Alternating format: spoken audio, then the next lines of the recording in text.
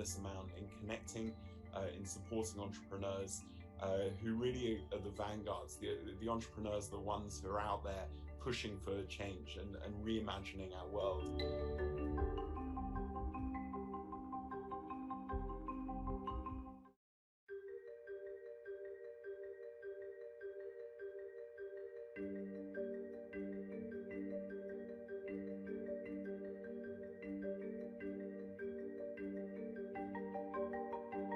It's the access that it gets us to important stakeholders that we would not have had an access to before. I think that in and of itself has been so huge and transformational for us as a startup.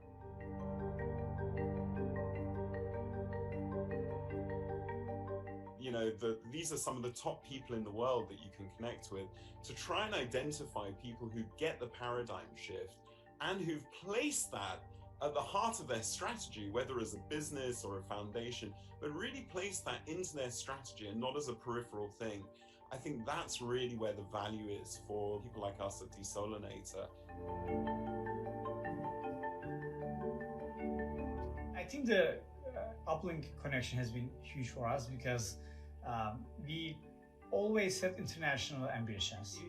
We are always hoping to gain kind of some connections with World Health Organization and get introduced to different healthcare systems, and I think like Uplink has done a great job accelerating that process.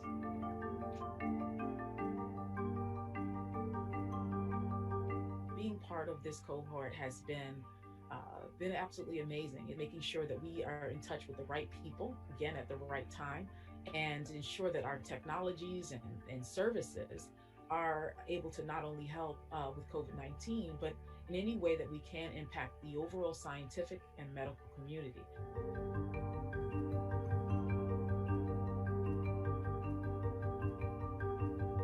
I really think that Uplink has the opportunity to do a tremendous amount in connecting, in supporting entrepreneurs who really are the vanguards. The entrepreneurs are the ones who are out there pushing for change.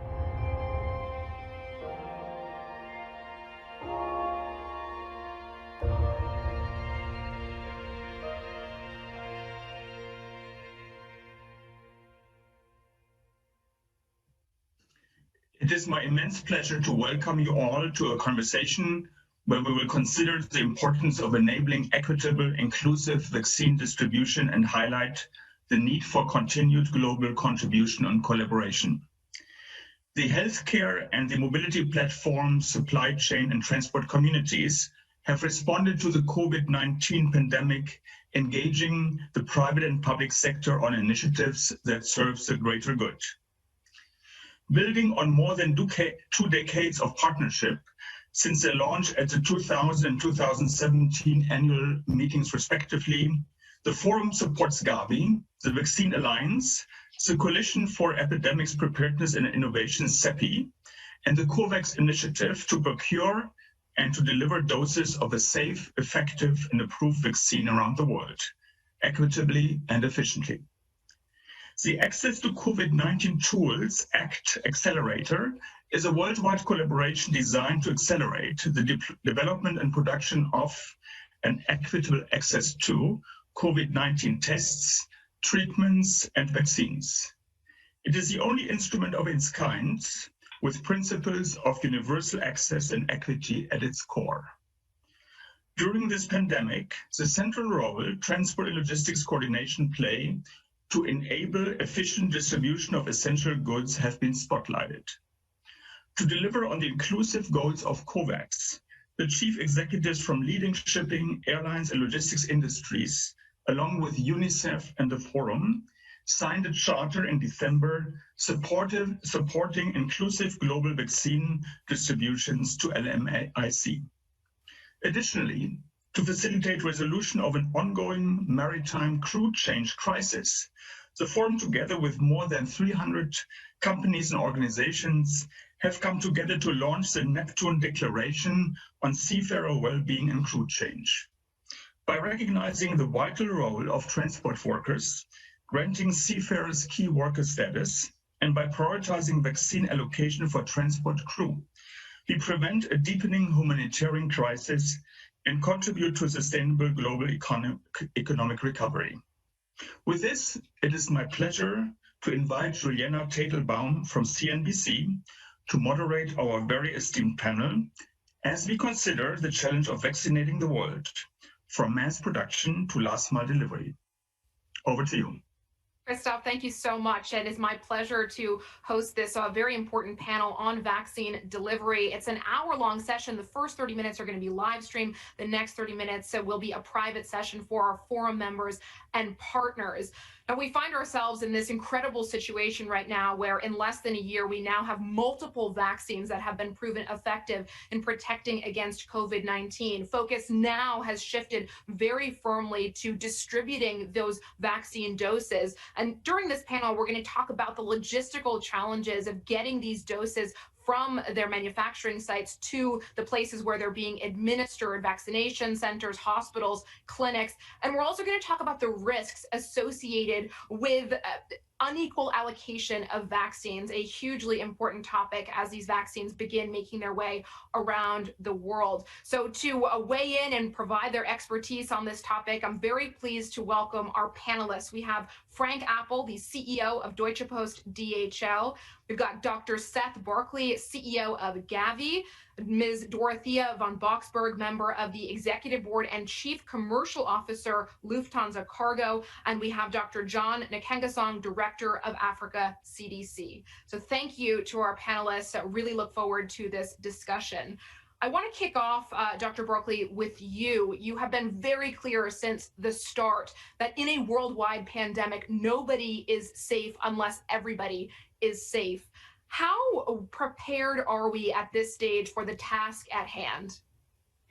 So thank you so much, and it's delighted to be here. And I think what I want to start with is to say that Gavi was born 21 years ago at the World Economic Forum. But last year was a moment where we sat down and began to discuss the formation of COVAX, and also the first contracts were signed. And it's been, extraordinary. As you said, 303 days from the time the first publishing of the genome until the time it was approved as an emergency use product. This has never been done before and was something that has shown the power of science.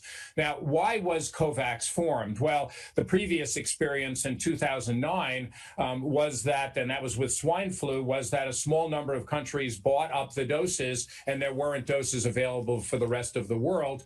That was the worry here as well. We initially began to worry that the developing countries would be left behind, but we realized that also upper middle income and even some high income. So we opened up the concept of COVAX for low and lower middle income countries, providing support for those countries financially. For upper middle income and high income countries, we didn't know if there'd be interest, but to make a long story short, we ended up with 190 countries coming together to work together on this, which shows the importance of solidarity, because we're only safe if everyone is safe. What were the ideas behind it? First, equitable access, which is absolutely critical, creating a portfolio of vaccines, because at the time we didn't know if any were going to work, and certainly we're delighted to see now that a number are working, which is going to be important. To try to reduce bilaterals, we haven't done that so well, but why do you try to do that? You want to have the raw material is used for the most promising vaccines. You want scale up to be successful and the promising candidates to be scaled up and used globally. You want to reduce unhealthy competition. Fourth, you really want to keep our R&D going, and that's critical right now because we want second generations vaccines that are more temperature stable, that are single dose. But of course, for the new variants, we may need to ultimately make some changes in vaccines. So keep that R&D going. And lastly, the issue we're here to talk about, which is readiness, and that includes having regulatory systems ready to go, labeling for the vaccines, indemnification, liability for manufacturers, et cetera. But it means going to the last mile. And I'll finish on this to say that in the middle of this year, around March, April, we had a dip in underbelly capacity of flights going to, for example, Africa. And we ended up having to charter aircraft heroically to get these products out. But we rely on this amazing chain of supply, given the fact that vaccines have to be kept in a cold chain. And so we're preparing countries, but we obviously also have to make sure the logistics is in place, not just for the delivery, but the delivery of vaccines to the world. We will start delivering vaccines in February, and in a small way, but be scaling up to try to get to the 2 billion doses by the end of 2021 that we've promised. Dr. Berkley, on that note, you, as COVAX, have pledged to procure around 2 billion doses in 2021. Can you give us any more granularity in terms of when those doses are likely to be distributed, where you are in procuring them, and which countries are poised to get them first? So the idea is equitable access, so we're going to try to distribute them as broadly as possible. There are vaccine doses in vials now. What we're waiting for is regulatory approval of those vaccines so that they can be distributed widely. The applications have been submitted to WHO for pre-qualification, and we're hoping to have something like 145 to 150 million doses delivered in the first quarter, maybe 500 million in the second quarter, and then 1.5 billion in the second half of the year. Obviously, right now, there's a little bit of a global vaccine panic, and so many countries want doses, as of today, and we're doing the best we can to move this forward. But historically, I mean, this will be from the first dose of vaccine till doses are distributed in many, many countries in the developing world. That'll be probably 8 to 10 weeks, which is extraordinary compared to historical timelines. But of course, we would have preferred to have had those doses available simultaneously in developed and developing countries. Dr. Berkley, thank you for your opening thoughts there. I want to turn the conversation now to Frank Appel, the CEO of Deutsche Post DHL. Frank, could you comment for us on the supply situation in Europe? There's a lot of focus this week on the European Union's frustration with drug companies over disruptions to COVID-19 vaccine supplies. The EU Health Commissioner has come out and said all companies producing vaccines in the EU will now have to notify the bloc if they are shipped elsewhere. What is your take on what's actually happening with these vaccine supplies?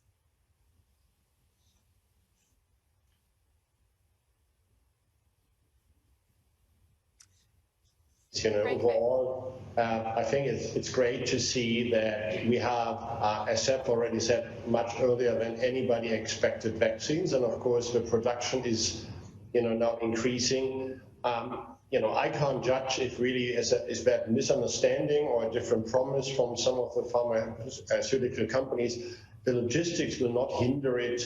And of course, the EU can decide what has been manufactured in Europe will stay in Europe. Of course, they have transparency about that through their customs processes. If that's the right decision, I can't really judge because I don't know what the pharmaceutical companies have agreed with the Commission or the European countries. From a logistics perspective, do you find that you're running on full capacity, or if more vaccine was available, do you think you could handle more from a logistics supply perspective? Yeah, I mean, we as a company, but the whole industry can manage much more than what is currently needed. We just are operating 250 flights a night. So we can do significantly more. The challenge will be not the global distribution. The challenge of this is finally the last mile in the countries. And of course, that is in some countries much more challenging than in others. So and governments have to work on that. What can they do to prepare their country for the last mile delivery? I believe that different from some other diseases which happens in Africa more than in the developed world, there is commercial interest to produce more vaccine for everybody, different from malaria or others where maybe the return on investment is not sufficient. And that's the reason why we haven't seen any progress in these. There's many NGOs investing here we will produce heavily as a planet, and that of course facilitates then to bring more vaccines as well to the developing countries. The developing countries have to prepare themselves for the last mile. How you want to organize that? Do you have trucks where doctors are moving around in the countries? Because then you need not so many refrigerators. All these questions, I think, need to be answered by the local, governments and authorities. We definitely can fly anywhere, and we do that every day. Dorothea, I want to bring you in on the back of Dr. Berkley's comments around having to adjust to the dip in underbelly capacity. And as a cargo airliner, you've played a hugely important role in ensuring the supplies of many essential products through the pandemic, from PPE to food supplies to the vaccines as well. So how, as a business, have you prepared for the demands of this pandemic to be able to adjust and provide the capacity necessary to meet these demands? Well, I think the whole airline industry has been heavily impacted by the pandemic. And that is what Seth was also referring to. So a lot of the passenger aircraft have been grounded, and the passenger aircraft in their bellies, so where the baggage is put, there are also containers for freight. And that's about half of the global air freight capacity. And a lot of that has been grounded last year. And of course, now it's slowly but steadily coming back, but there's still a lot of air freight capacity missing. And we as Lufthansa Cargo are a combi carrier, so we work with the bellies in the Lufthansa group, but also with our own freighters. And of course, every freighter is in the air every time it can be. So there's never been such a high utilization in terms of block hours and flights to make sure that we can serve the industry well. And everybody else in the industry has been doing that. All the freighters are flying. And there are lots of aircraft on the ground on the passenger side. And many of those have also been flying as cargo-only aircraft, even if it's passenger aircraft. And we've seen that when demand was very strong, for example, out of China for the PPE deliveries, then of course the industry is there. And therefore I would agree very much with Frank. The industry is prepared. There won't be a bottleneck in the air freight section of it to deliver the vaccines. I think we are there. Just to give you another example of what happened in the during the first months of the pandemic, I think PPE has been very much in the media. Everybody has seen it. But another very big topic was so many people moving into home office. And there's been a huge demand for laptops, headsets, speakers, goods that are usually shipped by ocean.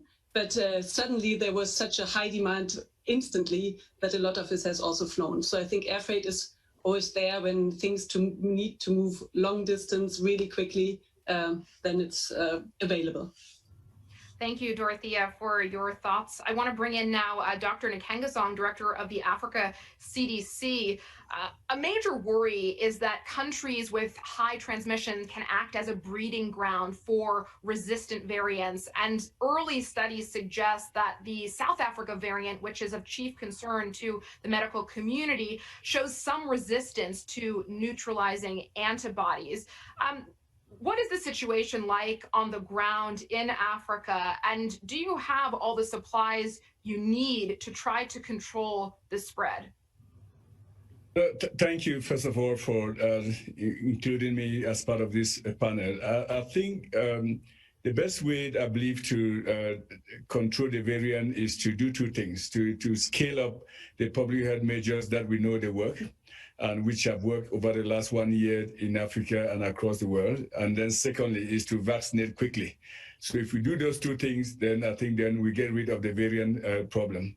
Unfortunately, the continent is facing a very aggressive second wave of the pandemic, which is, of course, leading to severe mortality.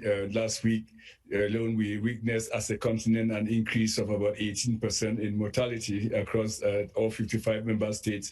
So I think that the issue of vaccines is very important to have that discussion. But we as a continent must recognize that vaccines will not be here when we want them, but as such, we need to really focus on the public health measures that we know work, I think, while waiting for vaccines. So there need to be that complementarity between expansive and extensive use of public health measures and vaccines.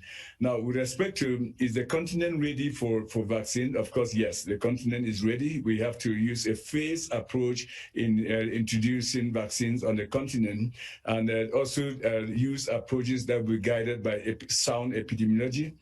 For instance, I mean, in a country like Ethiopia, where I'm resident, we know that about 60 to 70% of the infections are actually here in Addis Ababa, the headquarters of Ethiopia. So this is a country of 100 million people. The capital city is 5 million. So how do we start a vast vaccination program in Addis? If we do that, then we begin to break the backbone of this the pandemic right there in Ethiopia. So I think we really need to be creative and be in the manner in which and strategies in which we introduce the vaccines on the continent. We will learn as we go forward. I think there's absolutely a need to recognize that no country is ready. I mean, including the developed countries, the United States and Britain, they're also learning how to do this at scale, because I don't think in the history of infectious diseases we have ever vaccinated more than 200 to 500 million people in a year. So I think it's a learning process that we all have to go through, but do it quickly. When it comes to the learning process, can you pin down any particular reason that has enabled the emergence of this South Africa variant, as it's been named by the press? What's actually led to the emergence of this threatening variant? No, I think I'm a virologist for 32 years, and we expect that these variants will occur. We are dealing with an RNA virus that is not very stable, and as the virus goes through multiple immune pressures, we expect that, and different passages, that we expect that mutations will occur, and of course it will lead to maybe viruses that will be fitter than the ancestral virus. So I think we expect that to happen.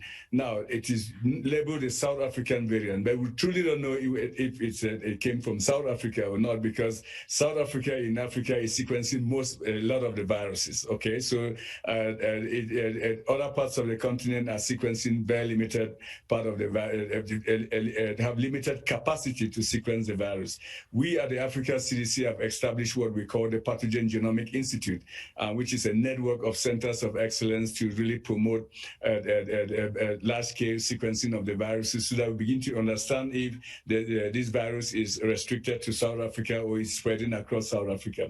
But clearly, we have concerns. I mean, there's things that we know about the virus, and there are things that we are concerned about the virus, especially whether it will be responsive to the vaccines that we are currently available. If you look at the mutations, especially those around the neutralizing antibody site, I think is surely concerning. But again, we really need to conduct studies. And just 30 minutes ago, I was with a team of scientists in Africa as part of the Africa CDC coordination, Slim Karim, Pontiano, Suleiman Book, to put our heads together on what we should be doing to understand more what these mutations really mean for the continent. So again, work in progress, early days to make any sound predictions on the virus. Only good and sound experiments and science will tell us what it really means. Doctor, thank you for your thoughts. I want to turn back to Dr. Berkley. High-income countries, as you pointed out, have signed bilateral agreements to secure initial doses of multiple vaccines, a hedging strategy, if you will, because we didn't know at that time which vaccines would prove effective or not. Now we very well may find ourselves in a situation where high-income countries who have gone to secure doses ahead of time may end up with more doses than they actually need. Is there a plan in place to reallocate those excess doses to developing countries as part of COVAX? So, Julianna, thanks for the question. The numbers are really quite striking, and that your analysis is exactly right. People didn't know which vaccines were going to work, if any of them were going to work, so they took multiple shots on goal, if you want to use that analogy. And today we estimate that there are more than 800 million of doses that are firm order commitment that are above what would be required to vaccinate those population, and another 1.4 billion doses in options. So we have, as part of COVAX, posted a principles for donation. What's important is if countries want to do that, and by the way, we would obviously appreciate them being donated, but we are also in a position to buy them or to take a spot in a manufacturing queue to make them available equitably. What's important is those vaccines have, full shelf life, have the ability to be used in different parts of the world, have been, going directly from the manufacturers, so they've been handled properly and the cold chain is maintained, et cetera, et cetera. So we're in the process of having that conversations with countries. Many countries were interested in doing it early for equitable reasons. I think now with this concern on the new variants, that John has talked about, there's been kind of more of a sense of urgency of moving vaccines as quickly as possible. So I'm not exactly sure what the timelines will be, but it's something we will look at going forward. Frank, I want to turn back to you and bring up a topic that Dr. Berkley mentioned, and this is the potential for new vaccines in the face of these new variants emerging. Yesterday, we heard from Moderna that they're already working on assessing a booster shot, a third shot, to better combat the South African variant, for example. From a logistics perspective, how are you thinking ahead and preparing for the challenge that would be involved in getting a new series of vaccines out? Yeah, so first of all, I think with the new vaccines, it's more likely that we can adapt very rapidly because the mRNA vaccines are based on technology which can adapt much more rapidly than classical methods, and we are learning a lot. For us, it is not a difference, what kind of vaccine is loaded as long as available. We will swiftly execute then whatever is necessary to bring to the countries. Maybe an element of that could be even ourselves. We are working in 220 countries and territories. If there's enough vaccine, we would be more than happy to vaccinate our people around the world ourselves at our expense. The problem is, we don't want to buy at the moment from life science companies because we don't want to divert our volumes away from governments. But if the governments are saying, we can't afford it, we don't get access, let's the multinationals, and many of them are president of those, let's them buy them and vaccinate their own people. We make already a right step because we have 570,000 people around the world. If we would vaccinate them, it is not a game changer, but if you do that for the top 500 Fortune 500 companies, it will be a significant step in the right direction. And of course, we would be more than prepared to buy and bring it around the world for our own purpose. And of course, other companies have enough balance sheet strength as well to do that. And I think that should be considered, not now, because at the moment it's impossible and we should not divert anything from government. But in due course of the year or next year, there definitely might be more available, and still some countries can't do that. So let's then do that as multinationals to produce. And we would, of course, help them to transport that. Dorothea, you said that air freight is not going to be the bottleneck when it comes to supplying these vaccines. Where are the major issues that still exist? Because clearly there are some constraints that are playing a role in the slow rollout of these vaccines across the world. Well, I think right now it's really a question of vaccine availability. So all the doses that are there are transported and brought to the last miles. And then, of course, last mile is an issue in itself because you don't only need the vaccine, but you also have to have the patient, the doctor, additional material like syringes. So it is a big logistical effort to get everything in place and also keeping the cool chain at the same time for the vaccines. But that is, if you want, out of the realm of the air freight industry, that goes very much into the final distribution last mile. And thinking about the developing countries, I mean, Gavi is working together with UNICEF, and I think UNICEF has a long history in vaccinating in remote places, in getting it done. We're collaborating with them. We've got a long-standing relationship, and I think they will make it possible. But there are lots of obstacles, I think, in the details, yeah? So, and they'll probably vary from place to place. Thank you, Dorothea. Now, I want to turn back to Dr. Nkengasong. One of the first things that Joe Biden's administration did when they took the White House was join COVAX. What does the U.S. re-engaging in the global health effort mean, in your view? So I think we were very encouraged to hear that announcement that the Biden administration had decided to join COVAX. I think, as Seth mentioned, and I've said this in my public pronouncement several times, that COVAX represents and symbolizes that true spirit of global solidarity and cooperation, and which has the potential of becoming the new way of doing business to foster global problems in solving up common threats like this pandemic. We really don't want to this narrative to last that each time the world is threatened, be it in 2009 during the H1N1 pandemic or in 2020 during the COVID, that we all fall inward and then everybody look after themselves and we forget that we are all connected and we are all united. So I think I'm really pleased and encouraged that the Biden administration has decided to join COVAX.